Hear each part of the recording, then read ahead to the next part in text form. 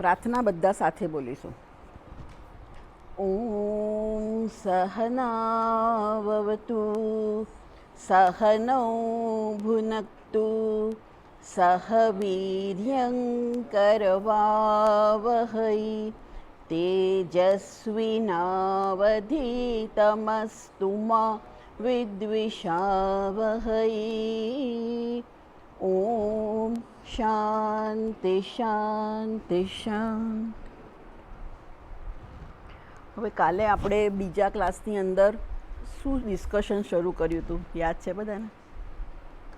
કાલે સેકન્ડ ક્લાસમાં મોટેથી બોલો ચૈત્ય.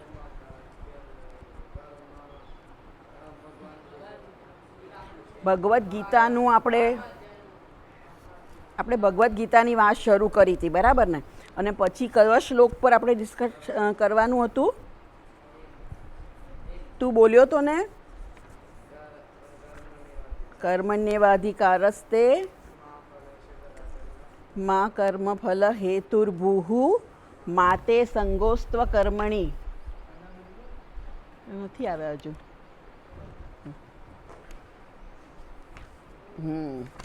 હવે આપણે એ રીતે ડિસ્કશન શરૂ કર્યું હતું કે ભગવદ્ ગીતા એ હિન્દુ ધર્મનો ખૂબ જ અગત્યનો, ખૂબ જ પ્રચલિત અને લોકોને ખૂબ પ્રિય એવો ગ્રંથ છે, બરાબર?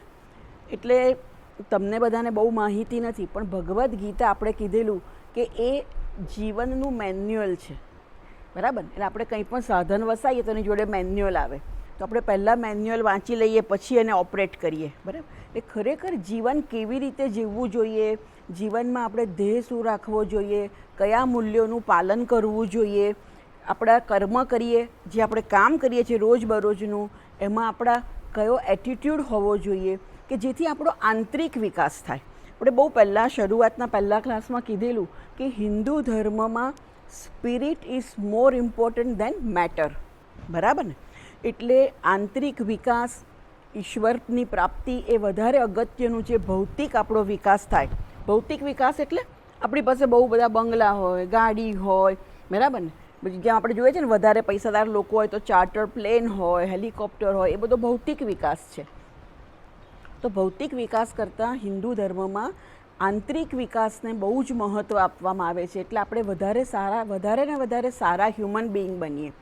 તો ભગવદ્ ગીતા આપણું જીવનનું મેન્યુઅલ છે. આપણે જીવન જીવવાનું શરૂ કરતાં પહેલાં વાંચવાનું હોય, પણ અત્યારે આપણું પરિસ્થિતિ એવી છે કે બાળકોને, યુવાનોને ભગવદ્ ગીતા વાંચવાનો, જાણવાનો, સમજવાનો એવો કોઈ મોકો ખાસ મળતો નથી.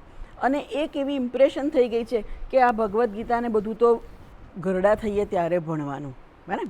આપણને બા દાદા ભગવદ્ ગીતા વાંચતા હોય તો બરાબર લાગે, પણ કોલેજ જતો છોકરો ભગવદ્ ગીતા વાંચે તો લોકો એમ કે અત્યારથી શું છે? સાચી વાત ને? આવું થઈ ગયું છે ને? ખરેખર ભગવદ્ ગીતા આપણે જેટલા યુવાનીમાં આપણે ભણી લેવાની વસ્તુ છે, એટલે બધાએ એને સમજવાની વસ્તુ છે. એટલે એક આપણે આ જાણીએ કે ભગવદ્ ગીતા એ હિન્દુ ધર્મનો બહુ જ અગત્યનો ગ્રંથ છે. આપણને જીવન કેમ જીવવું જેથી આપણું જીવન સફળ થાય. આપણે જ્યારે 50 વર્ષના, 60 વર્ષના મોટા થઈએ તો આપણને એમ લાગે કે ના, મેં સરસ રીતે જીવન જીવ્યું. નહીંતર તો પછી ઘણીવાર મોટા થઈએ ત્યારે એવું થતું હશે કે મેં આવું ખોટું કર્યું, આ ઝઘડા ખોટા કર્યા, આના માટે, આ બધી વસ્તુઓ માટે મેં બધો સમય વેડફી નાખ્યો, એ વસ્તુઓની તો કોઈ કિંમત નથી. આવું તમે તો નાના છો, પણ મોટી ઉંમરે પછી આવા પછતાવા થતા હોય છે. તો એટલે ભગવદ્ ગીતા આપણે બહુ જ ભણવાની. અત્યારે પણ અહીંયા આપણી કેમ્પ પતી જાય પછી પણ જ્યારે પણ તમને ભગવદ્ ગીતા સાંભળવાનો, સમજવાનો, વાંચવાનો મોકો મળે તો એનો ઉપયોગ કરવાનો. એવું નહીં કે આ તો મોટી ઉંમરે ભણવાનો ગ્રંથ છે. પછી આપણે ભગવદ્ ગીતાની માહિતી મેળવી હતી કે ભગવદ્ ગીતા કોની વચ્ચેનો સંવાદ છે? કૃષ્ણ ભગવાન. કયા ગ્રંથની અંતર્ગત ભગવદ્ ગીતા છે? હવે આ તો ભૂલવાનું જ નહીં. હા, મહાભારતની અંદર મહાભારતનું યુદ્ધ શરૂ થયું, બધી કૌરવો અને પાંડવો સામસામી ગોઠવાઈ ગયા, બધા શંખ બધાએ ફૂંકી દીધા. એ જમાનામાં શંખ ફૂંકે એટલે પછી કામનો પ્રારંભ કરવાનો હોય. બધા ત્યારે અર્જુન કેવી ભાવનાથી આવ્યો હોય છે ખબર છે? એટલે કોઈ 14 વર્ષ વનવાસ સેવ્યો હતો ને, તો ખબર છે ને બધાને? 14 વર્ષ વનવાસ આપ્યો હતો કૌરવોએ. તો જે વનવાસ એમને કર્યો તો એમાં અર્જુનનું એક જ ધ્યેય હતું, બેટા તું વાતો ના કરીશ, અને કંઈ પ્રશ્ન હોય તો મને પૂછ. જ્યારે એ લોકોએ વનવાસ સેવ્યો ત્યારે અર્જુનનું એક જ ધ્યેય હતું કે મારે આ લોકોને કૌરવોને હરાવવા છે, યુદ્ધમાં કૌરવોને હરાવવા છે અને અમારું રાજ્ય પાછું મેળવવું છે. તો એના માટે એને એટલા બધા અસ્ત્ર અને શસ્ત્ર શીખ્યા, બધી સ્કિલ ડેવલપ કરી કે જેથી વધારે સારો યોદ્ધા બની શકે, વધારે સારી રીતે યુદ્ધ જીતી શકે. તો અર્જુનની મનસ્થિતિ આ રીતની હતી કે મારે આ જીતવું જ છે, યુદ્ધ કૌરવોને હરાવવા જ છે, દ્રૌપદીનું જે અપમાન થયું છે એનો મારે બદલો લેવો છે. આવી રીતે એ રણ મેદાનમાં આવે છે, યુદ્ધના મેદાનમાં આવે છે. અને અર્જુનનો સારથી હતા કૃષ્ણ ભગવાન. તો કૃષ્ણ ભગવાનને શું કહે છે કે બે સેનાની વચ્ચે મારા રથને સ્થાપિત કરો. આમ એકદમ આપણે કોન્ફિડન્સથી જઈએ ને કે એવી રીતે જાય છે, પણ કૃષ્ણ ભગવાન એનો રથ જ્યાં વચ્ચે બે સેનાઓની વચ્ચે મૂકે છે ત્યાં સામે દ્રોણ અને ભીષ્મ બંને એની ગમતી વ્યક્તિ, બંને કૌરવોના પક્ષે, પણ દ્રોણ એના ગુરુ. ખબર છે ને આખી ધનુર્વિદ્યા કોની પાસે શીખ્યો? એ દ્રોણાચાર્ય પાસે. દ્રોણાચાર્યનો એ પ્રિય શિષ્ય અને એને પણ દ્રોણાચાર્ય માટે ખૂબ માન, ખૂબ એને રિસ્પેક્ટ.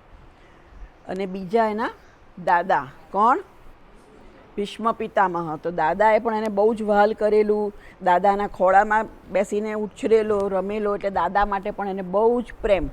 એ બે વ્યક્તિ એની એકદમ સામે આવે છે. તો 14 વર્ષથી એને જે વિચાર સેવ્યો હતો કે મારે યુદ્ધમાં બધાને પછાડી દેવા છે, અને કર્ણ એનો પેલો એ હતો શું કહેવાય, એકદમ સમોવડિયો. તો એમ કે હું એનાથી નવા બધી વિદ્યાઓ શીખું કે જેથી હું કર્ણને પણ પાડી દઉં. એટલે આટલો બધો તૈયાર થઈને આવેલો, પણ ભીષ્મ અને દ્રોણને જોવે છે એટલે એને એવું થઈ જાય છે કે આ લોકોને મારીને મારે રાજ્ય લેવું નથી. બરાબર ને? કે મારા આટલા પ્રિયજનોને મારીને, આવા વડીલોને મારીને મારે રાજ્ય લેવું નથી. એટલે એને સામે શત્રુ દેખાય તો તમે યુદ્ધ કરી શકો, પણ સામે પિતરાઈ ભાઈઓ, કઝિન્સ બધા હોય, સામે દાદા હોય, સામે પોતાના ગુરુ હોય, તો પછી એક યુદ્ધનો જે ભાવ હોય એ જતો રહે. અને શું ભાવ આવે? પ્રેમનો ભાવ આવે, આદરનો ભાવ આવે. તો અર્જુનને એવું થઈ જાય છે અને એને પોતાની જાત ઉપર દુઃખ થાય છે, પોતાના જાત પ્રત્યે નફરત થાય છે કે આ બધાને મારીને મારે રાજ્ય લેવાનું છે, એના કરતાં તો હું સંન્યાસ લઈ લઉં, હું વનમાં જતો રહું. આવી રીતનું અર્જુનની મનસ્થિતિ થઈ જાય છે. અને એ કૃષ્ણ ભગવાનને કહે છે કે મારે આ યુદ્ધ કરવું નથી. એકદમ નર્વસ થઈ જાય છે, પરસેવો થઈ જાય છે, એના હાથમાંથી ગાંડીવ સરકી પડે છે અને એ કહે છે કે ભાઈ મારે આ યુદ્ધ લડવું નથી. પછી કૃષ્ણ ભગવાન એને આ શોક દૂર કરવાનું, કેવી રીતે જીવનમાં આપણે શોક દૂર કરી શકીએ એ આખું જ્ઞાન ભગવદ્ ગીતામાં આપે છે. અને મનુષ્ય માત્રમાં આ પ્રકારનો શોક અને સંતાપ રહેલો છે. નાની બાળપણમાં પણ ઓછો થાય, પણ થતો હોય છે ને. ઘણીવાર એકદમ આપણને દુઃખ થઈ જતું હોય છે ને, શોક થઈ જતો હોય છે, સંતાપ થઈ જતો હોય છે. જેમ જેમ મોટા થઈએ એમાં આવું વારંવાર થઈ શકતું હોય છે. થાય જ એવું નહીં, પણ થઈ શકતું હોય છે. તો એ વસ્તુને કૃષ્ણ ભગવાન એડ્રેસ કરે છે અર્જુનને કે કેવી રીતે, કેમ તારે યુદ્ધ કરવું જોઈએ. આ ધર્મયુદ્ધ છે, તારે કરવું જોઈએ, પણ કઈ ભાવનાથી તું યુદ્ધ કરીશ તો આ યુદ્ધથી તું બંધાઈશ નહીં, યુદ્ધથી તને પાપ નહીં લાગે. એને એમ થાય છે કે મને પાપ લાગશે બધા મારા દાદાને અને ગુરુજીને મારીશ તો એ રીતની એને બહુ સરસ સમજણ આપે છે. યુદ્ધ કરવું જોઈએ, એની સાથે સાથે જીવનના ધ્યેય વિશે વાત કરે છે. પછી આપણે ગઈકાલે જોયું એમ કે આપણને જીવનમાં એક રોલ મોડલ આપે છે. જ્યારે આપણે નાના હોઈએ ને, જેમ તમારે ક્રિકેટર બનવું હોય તો તમારો રોલ મોડલ કોણ બને? મેં બહુ પ્રયત્ન કર્યો, ના ચાલુ થયું.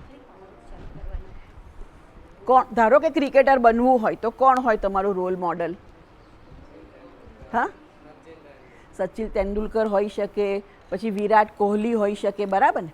જેને ક્રિકેટર બનવું હોય એ પછી એના ફોટા રાખે, પછી એના પ્રમાણે બધી સ્ટાઇલો પણ કરે. બરાબર? જેને તબલચી બનવું હોય એના માટે ઝાકીર હુસેન મોડલ બને ને. તો તબલા તો આવડે ત્યારે આવડે, પણ વાળ તો લાંબા પહેલાં કરી દે. એટલે એક આવું આપણે મનુષ્યને આવું એક થતું હોય છે કે કે જે વ્યક્તિ ગમે ને એના જેવું એ આચરણ કરે, બાહ્ય દેખાવ પણ એના જેવો કરે અને પોતે વર્તન પણ એના જેવું કરે, એના વિશે બધું વાંચે, એના પરથી ગૂગલ પરથી બધી માહિતી મેળવે કે કેવો હતો, કેવી રીતનું છે.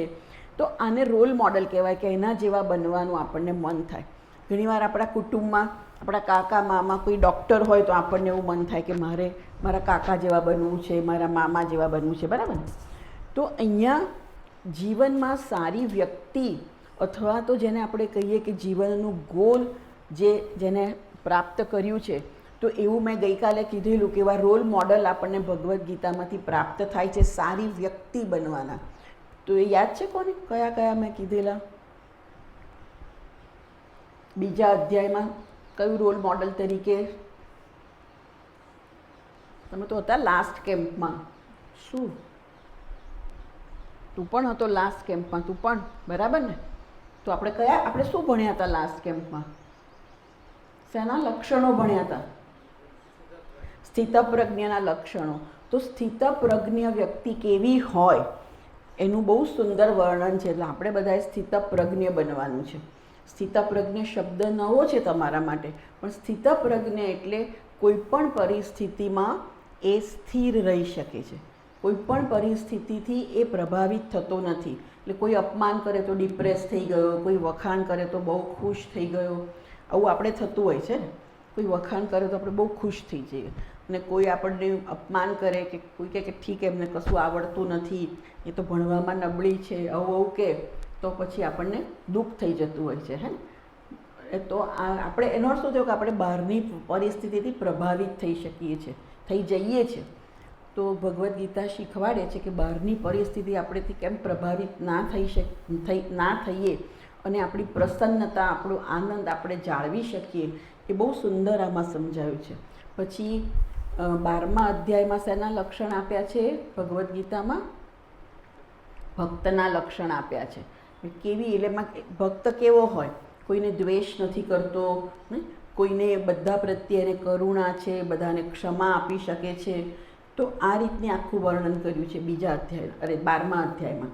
પછી 13મા અધ્યાયની અંદર 20 મૂલ્યો આપ્યા છે.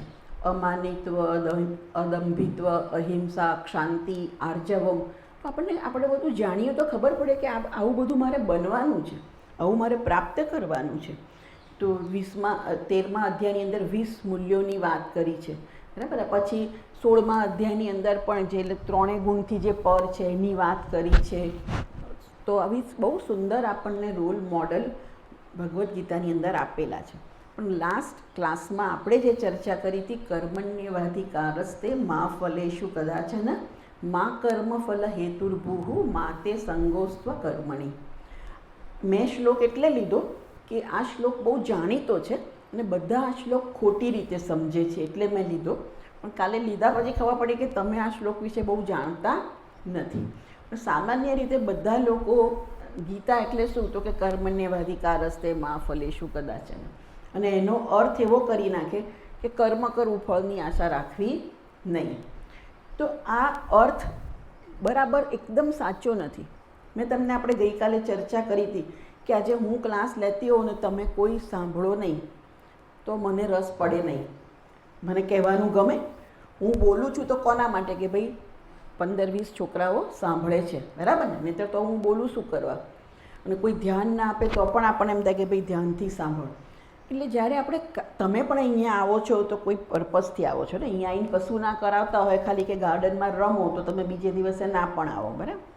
એટલે આપણે કંઈ પણ કરીએ છીએ તો કોઈ પર્પઝથી, કોઈ પ્રયોજનથી આપણે કરીએ છીએ, કોઈ પ્રયોજન આપણું જીવનમાં હોય છે. એટલે ભગવદ્ ગીતા એવું નથી કહેતી કે કર્મ કરો ને ફળની આશા નહીં, એવું નહીં. મમ્મી રસોઈ કરે તો પણ એને અપેક્ષા હોય કે મારા છોકરાઓ ખાય, હોય ને? એવી અપેક્ષા હોય કે નહીં? પણ ભગવદ્ ગીતામાં કર્મણ્યવાધિકારસ્તે મા ફલેષુ કદાચન, તમને મા કર્મફલ હેતુર્ભુઃ મા તે સંગોસ્ત્વ કર્મણિ, એ શ્લોકનો અર્થ કહું કે તારો કર્મ પર અધિકાર છે, ફળ પર અધિકાર નથી. પણ તારો પ્રોમ્પ્ટિંગ ફોર્સ ફળ ના હોવું જોઈએ, અને હું કર્મ ના કરું એવું પણ નહીં. આપણને કોઈ કહે કે ફળ ઉપર તારો અધિકાર નથી તો આપણે કંઈક મારે કરવું જ નથી, એવું થાય ને? કશું કામ કર્યા પછી આપણને કશું મળવાનું ના હોય તો આપણને એમ થાય કે મારે કામ કરવું નથી. પણ ભગવાન આ શ્લોકની આગળ પાછળ બધું ઘણું કીધું છે, આપણે વચ્ચેથી ઉઠાવીને આ શ્લોક લીધો છે. પણ આમાં કે છે કે કર્મણ્યવાધિકારસ્તે મા ફલેષુ કદાચન, એટલે કર્મ પર તારો અધિકાર છે, ફળ પર તારો અધિકાર નથી. અને તને ફળ જે છે, ફળમાં તારો અધિકાર નથી, પણ ફળ તારો ડ્રાઇવિંગ ફોર્સ, તારું મોટિવેશન ફળ ના હોવું જોઈએ. અને હું કર્મ ના કરું એ પણ ના હોવું જોઈએ. એટલે આપણે આ શ્લોકને એકદમ સિમ્પલ રીતે સમજીએ તો કહેવા શું માંગે છે કે ધારો કે હું આપણે શું કહેવાય, આ ધનુષ વિદ્યા હું જાણું છું, બરાબર? તો હું ધનુષને તાકું ટાર્ગેટ ઉપર, બરાબર ટાર્ગેટ મેં લીધું છે અને મારી સ્કિલ પણ મેં ડેવલપ કરી છે, આર્ચરીની સ્કિલ પણ મેં ડેવલપ કરી છે. હવે હું ધનુષને પેલું જેનો એરો હોય બધું કરું, ટાર્ગેટ બરાબર કરું, અને મેં બહુ વખતથી ટ્રેનિંગ લીધી છે, એટલે મારા મનમાં કોન્ફિડન્સ પણ છે કે હું ટાર્ગેટને વીંધી શકીશ. પણ હું એકવાર ટાર્ગેટને વીંધું, બાણ છૂટી ગયું, બરાબર, પછી ટાર્ગેટને પહોંચશે મારી સ્કિલ છે તો પણ એ 100% શ્યોર છે. હું બહુ મોટી બાણાવાળી છું, મને બહુ સરસ બાણ ચલાવતા આવડે છે, તો પણ એ ત્યાં પહોંચશે એવું જરૂરી છે? શું થઈ શકે? શું થઈ શકે? નિશાન ચૂકી શકે. બીજું મોટેથી બોલ બેટા. ફોર્સ ઓછું લાગે, પછી વધારે, હા, પછી ખ્યાલ આવે છે? આપણે કંઈ પણ ટાર્ગેટ કરીએ, આપણી સ્કિલ પણ છે, તો પણ આપણે દરેક વખતે 100% સક્સેસફુલ જઈએ એવું જરૂરી નથી. તમે બધાએ જે વાત કરી એ સ્કિલની વાત કરી કે સ્કિલમાં હું વધારે ફોર્સ કરી દઉં, ઓછો ફોર્સ કરી દઉં, કોઈક વાર મારું નિશાન ચૂક થઈ જાય, એ સ્કિલ. પણ સ્કિલ બધી પરફેક્ટ હોય તો પણ કશું ભૂલ થઈ શકે? શું બોલ બેટા? પણ એ અગેન એ સ્કિલને રિલેટેડ છે. હા, જો કોન્સન્ટ્રેશન ના હોય, એ જ વખતે મનમાં બીજો વિચાર આવ્યો, કોન્સન્ટ્રેશન જતું રહ્યું, એ જ વખતે જોઈએ એવું મારો ફોર્સ ના થયો, કાં તો ઘટી ગયો કાં તો વધી ગયો, પણ જોરથી પવનનું ઝોકું આવી શકે? એ જ વખતે એકદમ વિન્ડ આવે તો મારું ટાર્ગેટ જતું રહે ને, બરાબર? કંઈ પણ, એટલે કહેવા શું માંગે છે કે આપણે ગમે તેટલો પ્રયત્ન કર્યો હોય, સ્કિલ ડેવલપ કરી હોય, અને એ વસ્તુને ટાર્ગેટ આપણે કરીએ તો પણ ઘણીવાર બહારના પરિબળો એવા હોય છે કે આપણું ટાર્ગેટ આપણે એને એચીવ ના કરી શકીએ. મને બધું, મેં બહુ વર્ષો સુધી ટ્રેનિંગ લીધી છે અને પછી હું એરો મારું છું અને મારું ટાર્ગેટ નક્કી છે, પણ તો એ જ વખતે કાં તો આપણે કીધું કે મનમાં કંઈ બીજો વિચાર આવ્યો અને કોન્સન્ટ્રેશન જતું રહ્યું, કોઈએ ધક્કો માર્યો, એ જ વખતે આપણને કોઈ ધક્કો, એટલે માર્યો કરતાં લાગી ગયો, કોઈનો ધક્કો લાગી ગયો, પવન આવી ગયો, તો આપણું ટાર્ગેટ વિંધાતું નથી, બરાબર ને? તો આપણું, હવે આપણે ખાલી ટાર્ગેટ વિંધવું એ જ આપણું ટાર્ગેટ એ ના થયું, સક્સેસફુલ ના થયા તો આપણને દુઃખ થઈ જાય, બરાબર ને? કે આવું મારાથી કેમ થયું, આટલા વર્ષોથી હું કરું છું, કેમ આવું થયું? એટલે ભગવાન એવું કહે છે કે કર્મ પર તારો અધિકાર છે, ફળ ઉપર તારો અધિકાર નથી. હવે તમને જે રસ પડે એવો વિષય, ઘણીવાર આપણે બહુ જ મહેનત કરીએ છીએ અને મનમાં હોય કે મારે મેથ્સમાં તો 90+ આવશે જ અને આવતા નથી, બરાબર ને? તો દુઃખ થાય છે, બહુ થાય ને? દુઃખ થાય છે, હા કે ના? હા. પણ શું કારણ હોઈ શકે? ઘણાને તો એટલું દુઃખ થઈ જાય છે કે સબ્જેક્ટ ભણવો નથી હોતો. સાંભળ્યું છે ને એવું? મેં તો હવે મેથ્સ લેવું જ નથી, હું તો બીજામાં હું આર્ટ્સના સબ્જેક્ટ લઈ લઈશ, એટલું બધું દુઃખ થઈ જાય.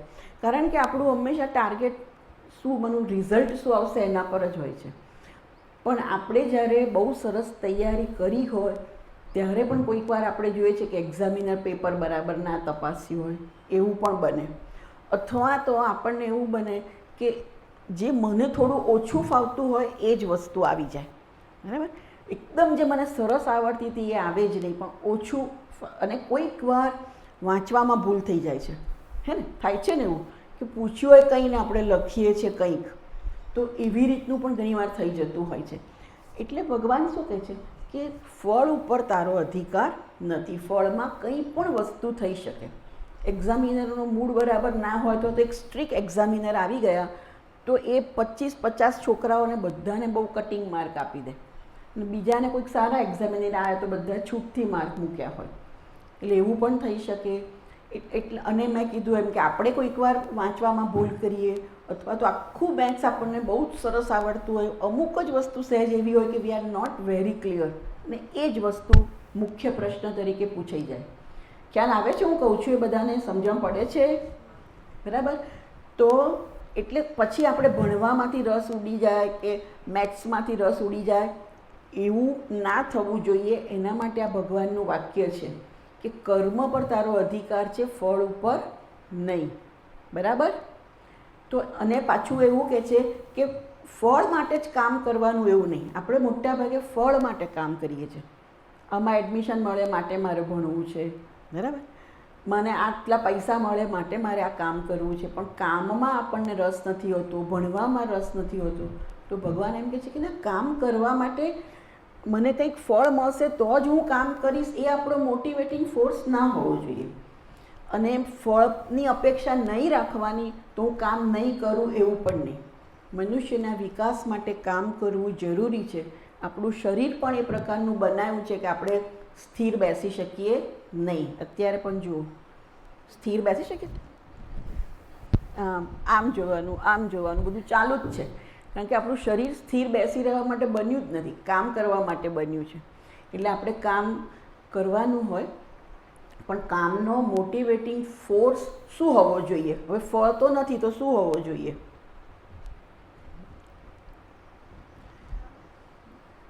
શું હોવો જોઈએ મને કહો? કામનો મોટિવેટિંગ ફોર્સ એ ભગવાન કહે છે આખા 3જા અધ્યાયમાં. કર્મયોગ નામ છે 3જા અધ્યાયનું. પહેલા અધ્યાયનું નામ છે અર્જુન વિષાદ યોગ, અર્જુનને વિષાદ થઈ ગયો. બીજો સાંખ્ય યોગ, જ્યાં કર્મની પણ વાત કરી છે અને આત્માના જ્ઞાનની પણ વાત કરી છે. અને ત્રીજો કર્મયોગ, કર્મ કેમ કરવું જોઈએ, કઈ ભાવનાથી કરવું જોઈએ, એની વાત કરી છે. અને આપણે મોટાભાગના લોકોને ખબર નથી હોતી, એટલે આપણે ફળ માટે જ કર્મ કરીએ છીએ. અને ફળ, ટાર્ગેટેડ ફળ મળે એ માટે આપણે બધું શું કહેવાય, થોડું વેલ્યુઓનો પણ ભોગ આપીએ છીએ. બસમાં સીટ મળવી જોઈએ, ભલે હું 5ને ધક્કા મારી દઉં, બરાબર ને? આવું આપણું જીવન થઈ ગયું છે અત્યારે. એટલે માર્ક મને વધારે મળવા જોઈએ, ભલે હું પેપર ફોડવું અને પેપર ફોડવાના પૈસા લઉં, કે ક્વેશ્ચન વીઆઈપી આપો સર, વીઆઈપી શું કહો છો, આઈએમપી આપો, એવી રીતનું બધું કરી દઈએ કે શોર્ટકટ, જેથી મને ઈચ્છિત ફળ મળે. તો ભગવદ્ ગીતામાં કહે છે કે એવું નહીં.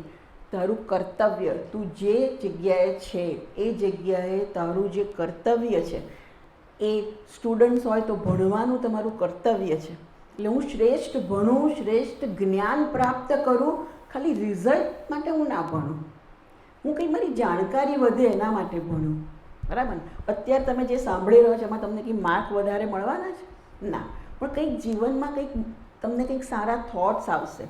તો એવી રીતે ભણીએ તો આપણે એ રીતે ભણીએ કે આપણને એ વિષયનું જ્ઞાન મળે, આપણી લોજિકલ થિંકિંગની જે કેપેસિટી છે, એનાલિસિસ કરવાની કેપેસિટી છે, એ ડેવલપ થાય, બરાબર ને? આપણને ઘણું બધું જ્ઞાન પણ મળે. એટલે આપણું ટાર્ગેટ હોવું જોઈએ, આપણને નોલેજ મળે, જ્ઞાન મળે, એ હોવું જોઈએ. એવું નહીં કે હું પહેલો નંબર આવું, કે મને આમાં એડમિશન મળે, તો પછી એમાં તમને ભણવામાં રસ ના પડે.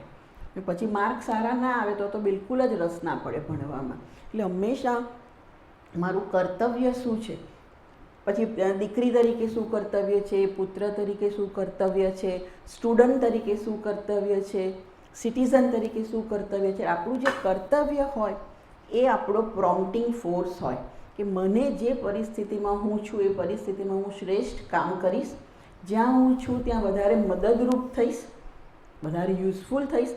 અમુક વ્યક્તિ એવી હોય છે કે એટલી બધી યુઝફુલ થાય કે બધા બીજે ના આવે તો બધા પૂછે કે ભાઈ પેલો છોકરો કેમ નથી આવ્યો, હે ને? અને અમુક લોકો એટલા બધા ત્રાસજનક હોય કે બધાને થાય કે આજે નથી આવ્યો, શાંતિ, બરાબર ને? એવું છે. એટલે આપણે કેવા બનવાનું? આપણે યુઝફુલ થઈએ, બધે એવા બનવાનું. તો એ આપણું કર્તવ્ય છે. પછી એનાથી મને વાહવા મળશે, એનાથી મને પૈસા મળશે, એવું નહીં. અંગ્રેજીમાં, બધા અંગ્રેજી મીડિયમમાં છો ને, તો અંગ્રેજીમાં એક કહેવત છે, તમે સાંભળી છે કે નહીં? There are so many slips between cup and lip. સાંભળી છે?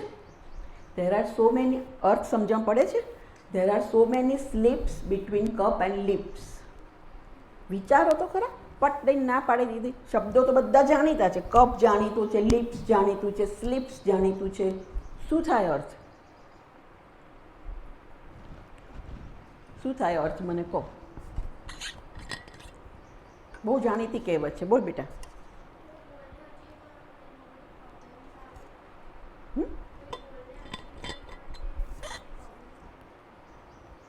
ખાલી આ તમે અત્યારે જે કીધી એનો મને અર્થ કે.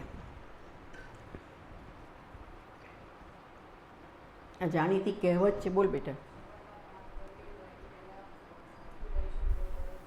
તમે તો આના પરથી શું મોરલ, શું આપણે જ્ઞાન લેવાનું એની વાત કરો છો. હું ખાલી જે મેં કીધું એની જ અર્થ પૂછું છું. આ જે કહેવત મેં કીધી, there are so many slips between cup and lips. બોલો.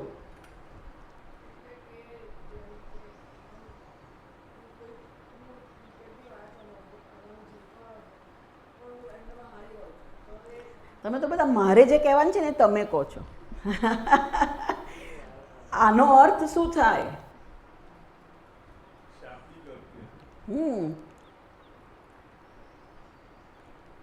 એક કાંકરે બે પક્ષી મારવા આવ્યું, આપણે ગુજરાતીમાં કહીએ તો પહેલો શાબ્દિક અર્થ શું થાય? એક કાંકરો હું મારું એની સાથે એવી રીતે કાંકરો મારું કે બે બે પક્ષી વિંધાઈ જાય. પછી એનો આપણે વ્યવહારમાં શું અર્થ થાય બીજી વસ્તુ છે. આપણે ઘણી વાર છે ને ભણવામાં પણ બસ પાસ થવાનું એ રીતે ભણતા હોય ને તો આવું આપણને સમજણ નથી પડતી હોતી. જુઓ, કપ એટલે ચાનો કપ, બરાબર? ધ્યાન રાખજો અહીંયા, ચાનો કપ. લિપ્સ એટલે આપણા હોઠ. આપણે ચા પીએ છીએ ને, આમ તો ચા આપણે પીએ છીએ એટલે આ કેટલું સીધું ને સાદું કામ છે ને કે કપ લઈને ચા પીવી. રોજ કરતી વસ્તુ. તમે લોકો દૂધ પીતા હશો ને અમે લોકો ચા પીએ, પણ સીધી વસ્તુ છે ને કપ ઉઠાવીને મોંએ માંડવો. પણ એમાં પણ ધેર આર સ્લીપ્સ. કંઈ ને કંઈ એમાં તકલીફ આવી શકે. શું આવી શકે? કપ પડી જાય. બહુ પડ્યો છે, મારે પણ પડ્યો છે, તમને પડ્યો હશે. એ જ વખતે કંઈ ધક્કો લાગી જાય ને કપ પડી જાય, બરાબર? બીજું દાજી જવાય. પછી ત્રીજું ઢોળાઈ જાય. એ કપ પડી જાય એટલે ચા ઢોળાઈ જાય. અને એમાં ઘણીવાર બીજાનો હાથ વાગે. બીજાનો હાથ વાગે અને ઢોળાઈ જાય. ટ્રેનમાં તો બહુ જ વાર આવું થાય છે. ટ્રેનમાં આપણે પીતા અને એ જ વખતે ટ્રેનમાં આંચકો આવ્યો તો ગઈ ચા. પછી ઘણીવાર માખી પડી જાય. પડે છે કોઈક વાર. માખી પડે તો ને, સાચી વાત છે, પણ બધાએ વેસ્ટ કરવું જ પડે. એટલે કહેવા આપણે શું માંગીએ છીએ? જો આમાંથી આપણે શીખવાનું શું કે આપણે ખાલી સાદું કામ છે કે કપ ઉઠાવી અને આપણે ચા પીવાની છે કે દૂધ પીવાનું છે, તો એમાં પણ આટલી બધી મુશ્કેલી આવી શકે. એટલે એટલું સાદું કામ પણ આપણાથી સક્સેસફુલ થશે જ એવું ખબર નથી, બરાબર ને? તો જીવનમાં કોઈ પણ આપણે બીજું કામ લઈએ એમાં કંઈ ને કંઈ મુશ્કેલી આવી શકે. અને ઘણીવાર એમ કે છે કે બસ આમ રોડ ક્રોસ કર્યો એટલે પહોંચી ગયા, પણ રોડ ક્રોસ કરતાં એક્સિડન્ટ થઈ જાય અને સામે પહોંચવાને બદલે આપણે હોસ્પિટલમાં જતા રહીએ. આવું થયેલું છે ને. સામે કોઈ રાહ જોતું હોય. આવું અમારા કુટુંબમાં બનેલું છે કે સામે એમના હસબન્ડ રાહ જોતા હતા. બહેન કહે છે કે હું ક્રોસ કરીને આવું જ છું. હવે શું એમનાથી ગડબડ થઈ, એ બહેનનું એક્સિડન્ટમાં મૃત્યુ થઈ ગયું. પાર્ટીમાં જવા, આ હકીકત છે, અમારા કુટુંબમાં બનેલી વાત છે. બહેન અને નાની ઉંમરના હતા, 32-33 વર્ષના. પાર્ટીમાં જવાનું હતું, સામે એમના હસબન્ડ રાહ જોતા હતા અને આવું થયું. એટલે કહેવાનો મતલબ એ છે કે ફળ આપણા હાથમાં નથી. કોઈ પણ વસ્તુ આપણે કરીએ તો એનું રિઝલ્ટ આપણા હાથમાં નથી. એટલે રિઝલ્ટ આપણું ધાર્યું મળે તો જ હું સક્સેસફુલ, એ આપણા મનમાં ઠસાઈ ગયું છે. રિઝલ્ટ ધાર્યું મળે તો જ હું સક્સેસફુલ, એ ગીતા ના પાડે છે. ભગવાન એવું કહે છે કે ફળ મારા હાથમાં છે, કર્મ તારા હાથમાં છે, પ્રયત્ન કરવાનો તારા હાથમાં છે. ફળ શું મળશે એ ઈશ્વર નક્કી કરશે. બીજા અનેક સંજોગો એમાં કારણભૂત હોય છે. એટલે ફળ આ મળે એ ટાર્ગેટ રાખીને આપણે કામ કરીએ તો ડિપ્રેસ થવાના સંજોગો આપણે વધારી રહ્યા છે. એટલે આ જીવનમાં સમજવાનું છે કે મારા હાથમાં શું છે? શ્રેષ્ઠ રીતે કામ કરવાનું છે. હું શ્રેષ્ઠ રીતે કામ કરું, પછી ઈશ્વર ઉપર હું છોડી દઉં. અને ઈશ્વર જે આપે એને, એના પર પછી હું ગુસ્સો ના કરું. ઈશ્વર જે આપે એને હું કેવી રીતે સ્વીકારું? ભગવાન પાસેથી શું આવે? પ્રસાદ. પ્રસાદ.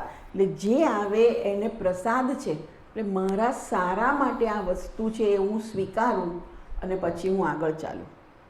ઘણીવાર એવું બનતું હોય છે કે તમે બધા જો 12થમાં 10થમાં આવશો પછી ખબર પડશે કે 12થમાં ધાર્યું રિઝલ્ટ ના આવે. ઘણા બહુ ડિપ્રેસ થઈ જાય. હોશિયાર છોકરાઓને નથી આવતું, બહુ બધા વ્યવસ્થિત મહેનત કરી હોય તો પણ પછી એ વખતે એને ડૉક્ટર થવું હોય ને ડૉક્ટર ના થાય અને બીજી કોઈ લાઈન લઈ લે અને પછી એ લાઈનમાં એ એટલા બધા શાઇન આઉટ થતા હોય તો એને 5 વર્ષ પછી 7 વર્ષ પછી એવું થાય કે સારું થયું કે મને ડૉક્ટરમાં એડમિશન ના મળ્યું, મને મારો ટેમ્પરામેન્ટ એવો નથી કે મને ડૉક્ટરનું પ્રોફેશન હું એન્જોય કરી શકું. એટલે આપણે આપણા સમાજમાં હિન્દુ ધર્મના લોકો બધા કહેતા હોય છે કે ઈશ્વર જે કરે તે સારા માટે. પણ આ રીત એટલે પછી કંટાળીને દુઃખી થઈને એમ નહીં, પણ આ એક સ્પિરિટ આપણા મનમાં હોવો જોઈએ કે હું જે પણ કરીશ એ શ્રેષ્ઠ કરીશ.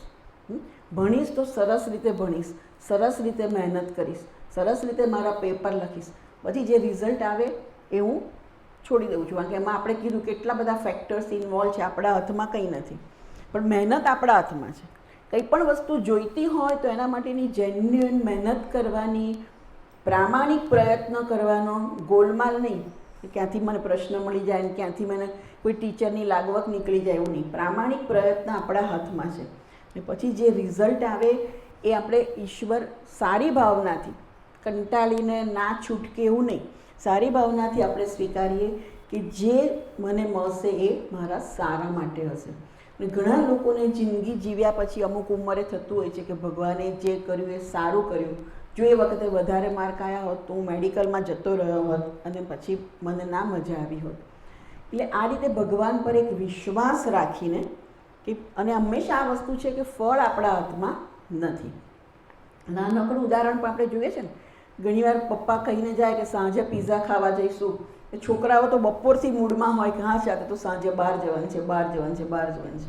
અને પપ્પા ઘરે આવીને કે ના ભાઈ આજે હું બહુ થાકી ગયો છું, આપણે પીઝા ખાવા જતા નથી. તો છોકરાઓ શું થઈ જાય? ડિપ્રેસ અને કેટલો ઘણા તો કકળાટ કરે, વસ્તુઓ પછાડે, તમે તો દરેક વખતે આવું જ કરો છો, તમે દરેક વખતે પેલા પ્રોગ્રામ બગાડી નાખો છો. એ વખતે એવો વિચાર ના આવે કે પપ્પાને કંઈ થયું હશે, એમને પણ કંઈ તકલીફ હશે, ઓફિસમાં એમને કદાચ કોઈ લડ્યા હોય, કોઈની સાથે બોલવાનું થયું હોય, એમનો બહાર જવાનો મૂડ નહીં હોય. પણ આપણે આપણાથી જેટલા ધૂંધવાઈ ગયા હોય ને કે આપણને પપ્પાનું તો કશું દેખાય જ નહીં. પણ જો ધીરે ધીરે આવો એક એટીટ્યૂડ રાખીએ ને કે જે થાય તે સારા માટે, તો આપણે જલ્દીથી શાંત થઈ જઈએ. થોડા અપસેટ તો થઈ જાય પણ જલ્દીથી શાંત થઈ જઈએ. ઘણીવાર આવું થતું હોય છે. એટલે ફ્રેન્ડને ફોન કરે એ ચલ ક્રિકેટ રમવા આવે છે, ના હું આજે હું નહીં આવું. બીજાને ફોન કરે ક્રિકેટ રમવા આવે છે તો કે ના. એ બધા ના પાડે એટલે શું થઈ જાય? મનમાં શું થાય? દુઃખ થાય, ગુસ્સો આવે, ગુસ્સો મમ્મી પર નીકળે, વસ્તુઓ ઉપર નીકળે, બરાબર ને? પણ દરેક વસ્તુમાં એક આ એટીટ્યૂડ રાખીએ ને, કંઈ નહીં ચલો બધાએ ના પાડી તો હવે હું ઓલ્ટરનેટિવ વિચારું, જે થયું એ સારા માટે. એ મનમાં હોય તો તમે ઓલ્ટરનેટિવ વિચારો કે ચલ તો પછી આજે હું મારું કબાટ ગોઠવી દઉં, આજે હું આ ગેમ રમી લઉં અહીંયા બેઠા બેઠા. પણ આપણે અપસેટ થઈ જઈએ ને, ધારો કે અપસેટ થઈ ગયા, બધાએ ના પાડી, પણ એમાં આપણો કોઈ વાંક જ નથી, મમ્મીનો એ વાંક નથી, કોઈ બીજી વ્યક્તિનો વાંક નથી, તારા બધા મિત્રોએ ના પાડી, તો આપણે અપસેટ થઈ જઈએ છીએ. અને પછી ધૂંધવાયેલા હોય ને એટલે મમ્મી કશું કહે તો આપણે એકદમ ગુસ્સો નીકળી જાય, કાં તો ઘણા પડ્યા રહે, બસ ટીવી જ જોવું જ, કશું કરવું જ નથી, કાં તો મોબાઈલમાં. કેમ? કારણ કે મન અપસેટ છે, કશું ક્રિએટિવ કરવું નથી, પડ્યા રહેવું છે. મમ્મી કશું કહે કે જાન બેટા આટલું લઈ આવે તો કે ના હો હું નથી જવાનું, હવે ગુસ્સો થઈ જાય. કેમ? કારણ કે આપણું મન અપસેટ છે. પણ જો આપણે ધીરે ધીરે આવું સ્વીકારીએ ને કે જે થાય તે સારા માટે, તો આપણે તરત જ ઓલ્ટરનેટિવ વિચાર આવશે કે ચાલ પેલું કામ હું કરી નાખું, આ કામ હું કરી દઉં. તો તમે you will remain very creative. Upset, કંટાળી ગયા, ગુસ્સો કરતા એવું ના થાય. તમને એમ થશે કે લાવ ચલો હું આજે ગાર્ડનમાં બધા કુંડાને પાણી પીવડાવું, કંઈ પણ તમારા ઘરમાં જે હોય. પણ આવું મન તો અપસેટ નહીં થાય ને તમે આવા વધારે ક્રિએટિવ બનશો. એટલે કે આ એટીટ્યૂડ કે જે હું કરું એ શ્રેષ્ઠ કરું. એક વસ્તુ વેઠ વાળવાનો એટીટ્યૂડ બહુ જ ખરાબ છે. આપણા ભારતીય આ માટે બહુ શું કહેવાય પ્રખ્યાત છે, વેઠ વાળી દેવાની. એ પણ હંમેશા સરસ રીતે કામ કરવાનું. અને પછી જે પણ રિઝલ્ટ આવે એને પ્રેમથી સ્વીકારી દેવાનું. ભગવાનનો પ્રસાદ છે એ રીતે. મેં કીધું કે કર્મ કર્યા વગર પણ આવું થતું હોય છે. પિઝાનો પ્લાન ફ્લોપ થઈ ગયો, ક્રિકેટ રમવાનો મનમાં વિચાર આવ્યો તો એ પણ ફ્લોપ થઈ ગયો. તો આપણે અપસેટ થઈ જવા જોઈએ નહીં. આ જીવનમાં બહુ જ કામ લાગે છે. આ વસ્તુ તમે શીખશો, સમજશો તો જીવનમાં બહુ જ કામ લાગશે. કે આવા પ્રસંગો વારંવાર બનતા હોય છે. સાચી વાત કે ખોટી વાત? સાચી વાત ને? તો યાદ રાખવાનું ધીરે. અને આ બધું પહેલી વારમાં ના થઈ જાય. કોઈક વાર યાદ આવે પછી એ વખતે જોવાનું કે મારું મન કેવું શાંત રહેવું. બીજી વાર ના રહે. ધીરે ધીરે યાદ કરાવવાનું મનને કે જે થાય તે સારા માટે. બરાબર ને? પછી ખાલી મેડિકલમાં એડમિશન ના મળ્યું એટલી જ વસ્તુ સ્વીકારવું એવું નહીં. પણ આવું પણ મારો દોસ્ત ઘરે આવશે, અમે સાથે રમીશું, મજા કરીશું, અને ના આવ્યો તોય આપણે અપસેટ થવાનું નહીં. અત્યારે વેકેશનમાં થાય છે ને, મામાના છોકરાને ફોન કરે, કાકાના છોકરાને ફોન કરે, એ મારા ઘરે આવો બધા. તો આપણે ખુશ હોઈએ કે મારા ઘરે બધા ભેગા થશે, સાથે મળીને કેરમ રમીશું, પત્તા રમીશું, અને ના આવે તો અપસેટ નહીં થઈ જવાનું. એ વસ્તુ આપણે ધ્યાનમાં રાખવાની. બરાબર? એટલે નાની મોટી બધી વસ્તુઓમાં આ લાગુ પડે. અને એનું મૂળ છે કર્મણ્યવાધિકારસ્તે મા ફલેષુ કદાચન. કર્મમાં તારો અધિકાર છે, ફળમાં તારો અધિકાર નથી. એવું નથી કે ફળની અપેક્ષા નહીં રાખવાની કે કોઈ પ્રયોજન વગર કામ કરવાનું. આપણા શાસ્ત્રનું જ વાક્ય છે કે મંદ બુદ્ધિની વ્યક્તિ પણ પ્રયોજન વગર કામ ના કરે. મેન્ટલી રિટાર્ડેડ છોકરાઓને પણ પ્રયોજન હોય, એમની રીતનું હોય. પછી કંઈક ઈચ્છા હોય તો જ કામ કરે. પણ કામ કર્યા પછી જે ફળ મળે એને આપણે ઈશ્વરના પ્રસાદ તરીકે સ્વીકારવાનું, એ આમાં કહે છે. અને કર્મ કરવાનું આપણું જે ડ્રાઇવિંગ ફોર્સ છે એ કર્તવ્ય ભાવના હોવી જોઈએ. કંઈ સારું કરવાની ભાવના હોવી જોઈએ. ખાલી લાભ મેળવવાની ભાવના ના હોવી જોઈએ. અને કશું કર્મ ના કરવું, બીજા કરે હું સ્માર્ટલી છટકી જાઉં, એવું પણ નહીં. ઘણા લોકોમાં આ પણ ટેન્ડન્સી હોય છે. લાગે કે હવે મમ્મી બધું કામ કહેશે એટલે એ જ વખતે એ બહાર જતા રહે, એ વખતે નાહવા જતા રહે કે હું નહીં નાહું. જ્યારે મમ્મી લાગે કે હવે મમ્મી બધું કામ આપશે, શાક લઈને આવી છે, હવે આપણને કહેશે કે ચલો શાક ભરી દો, એટલે એ જ ઘરે છૂમંતર થઈ જાય, મમ્મીના હાથમાં જ ના આવે. એટલે કામ ટાળવાની વૃત્તિ પણ ખોટી છે. કામ કરવું અને સારી રીતે કરવું એ જ આપણો વિકાસ કરે છે. એ માટે ભગવદ્ ગીતાને ભણવાની. બરાબર ને? ખાલી એની પૂજા કરવાની એવું નહીં, ભણવાની બધાએ. ઓકે? તો આ ક્લાસ આપણે આજે પૂરો કરીએ છીએ. પછી બીજા ક્લાસમાં આપણે ભગવદ્ ગીતાનું અને થોડું બીજું ડિસ્કશન પણ કરીશું. આ ક્લાસ પૂરો કરીએ. ઓમ પૂર્ણમદઃ પૂર્ણમિદં પૂર્ણાત પૂર્ણમુદચ્યતે પૂર્ણસ્ય પૂર્ણમાદાય પૂર્ણમેવાવશિષ્યતે. ઓમ શાંતિ શાંતિ શાંતિ. હરિ ઓમ. શ્રી ગુરુભ્યો નમઃ. હરિ ઓમ.